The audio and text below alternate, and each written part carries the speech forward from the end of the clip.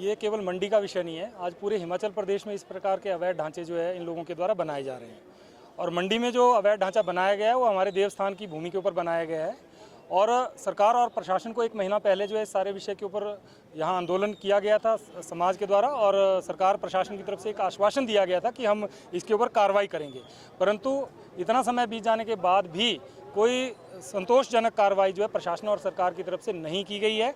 और कहीं ना कहीं हिंदू समाज को भरमाने का एक प्रयास जो है सरकार की ओर से हो रहा है। और सरकार जो है एक तुष्टिकरण की नीति को लेकर के आगे बढ़ रही है और कहीं ना कहीं हिंदू समाज को जो है वो भ्रमित करने का प्रयास किया जा रहा है। तो आज हम सरकार को और प्रशासन को केवल एक सांकेतिक धरना करके हम चेतावनी देने के लिए आए हैं। सरकार और प्रशासन ये ना सोचे कि हिंदू समाज जो है इस सारे विषय को भूल चुका है।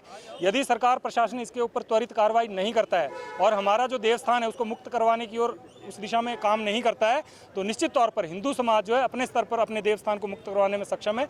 और अगली बार जब हम आएंगे तो अपने आप देवस्थान को मुक्त करवाएंगे। और ये बड़ा स्पष्ट मैं आप लोगों के माध्यम से सरकार और प्रशासन तक पहुंचाना चाहता हूं। नहीं, अगली बार जब आएंगे तो सरकार और प्रशासन को बता के थोड़ी ना आएंगे, देवस्थान मुक्त करवाएंगे आकर के। यहाँ का समाज जो तय करेगा उस हिसाब से काम किया जाएगा।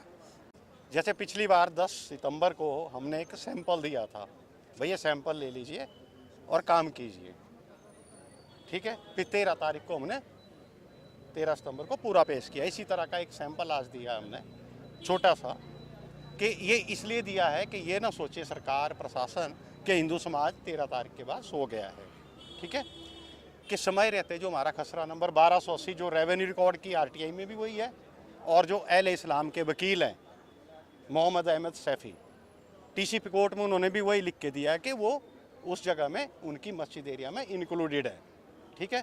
तो सरकार समय रहते वो जो हमारा खसरा नंबर, हमें उनके 45 वर्ग मीटर उनकी मस्जिद है, उसमें कोई दिक्कत नहीं है। वो 45 पड़ोस में नमाज पढ़ें, हम अपने 154 स्क्वायर में अपना हनुमान चालीसा पढ़ें। इस तरह से हिंदू मुस्लिम के बीच भाईचारा भी बना रहेगा, ठीक है। ऐसी बात नहीं है।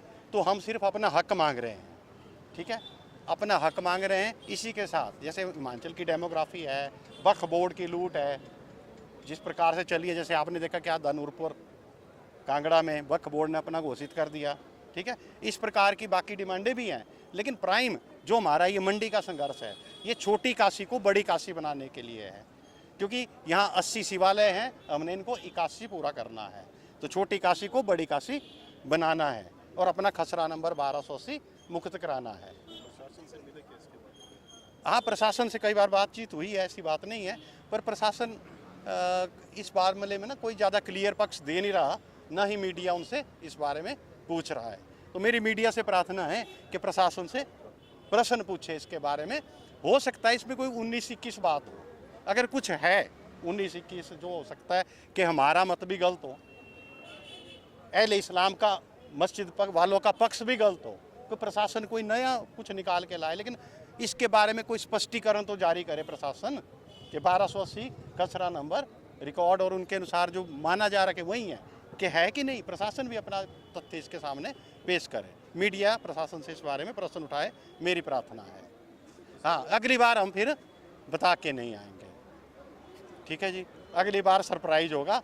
लेकिन प्रशासन इससे पहले समय रहते जन आक्रोश और टीसीपी कोड, हम न्यायालय का सम्मान करते हैं, लेकिन न्यायालय जो है ना, न्यायालय भी अपना सम्मान खुद रखे। क्योंकि देखिए जैसे नगर निगम संजौली में आपने देखा कि 14 साल से पेशियां लग रही थी, कोई निर्णय नहीं आ रहा था। लेकिन जब जन आक्रोश उठा तो 1 महीने में कैसे आ गया। तो इसका मतलब न्यायालय को अपना सम्मान खुद रखना चाहिए कि समय रहते निर्णय दें।